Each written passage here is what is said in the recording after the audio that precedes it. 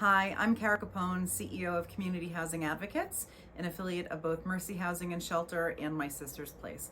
I want to thank you for clicking on the link to watch this video and for all of your support now and throughout the years. So I wanted to talk to you today to touch base a little bit around what's been going on legislatively for homelessness. So we've really been advocating for more funding. We're seeing that year over year, there's been a 14% increase in homelessness. And so we're trying our best to keep up with demand, but we're really struggling right now to do that. And so I've been using a lot of my time to go in front of our state legislature to testify on some of the homeless and housing issues that we've been seeing.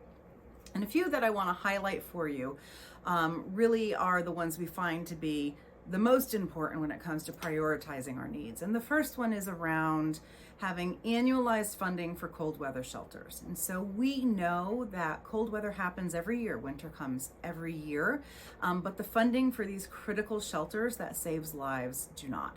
And so what we want to do is to make sure that our legislators understand the importance of this funding, and that by annualizing the funding, we make sure that we have a steady source of income to start up these cold weather shelters in November. This year, that really didn't happen in a lot of places around the state of Connecticut, and we saw that around 6 people had passed away who were living in encampments prior to the opening of these shelters, so they really are important.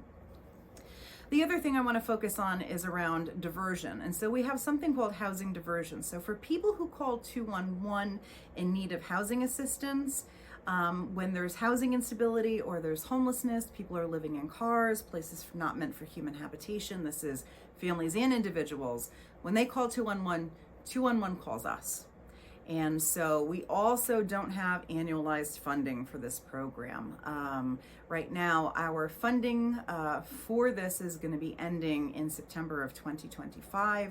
We're advocating now because we know how long it takes to make sure that we're able to line up funds for these really critical programs. And what I mean by diversion is we try and work with people to see where they're at, if they can stay in the housing where they are, if not, placing them in shelters. Domestic violence sometimes happens in this, and so we want to make sure that we're really screening for a lot of different things so that we're putting people in places where they're going to not only be okay, but they're going to be able to get back on their feet quickly. And so that's the importance of diversion for us. And then third and final really is just around affordable housing in general. Our goal and our mission is to end homelessness. And we will not be able to do that unless Connecticut figures out a way to increase its housing stock and its affordable housing stock. And there's a lot of communities who feel like this is something that the urban areas in the state should fix. Well, urban areas are doing a lot when it comes to affordable housing, but there's other parts of the state and in the suburbs that are trying to develop housing that's affordable for folks. And affordability really depends on who we're talking about, because that depends on a whole range of issues, including income. What I like to tell people is, if you want to age in the town where you live and you want to downsize, a lot of the times people can't do that anymore because there's not a lot of housing options available. Or if you want your kids and grandkids to live in your community, there's no longer starter homes. The new starter homes in Connecticut are condominiums, and people aren't building them.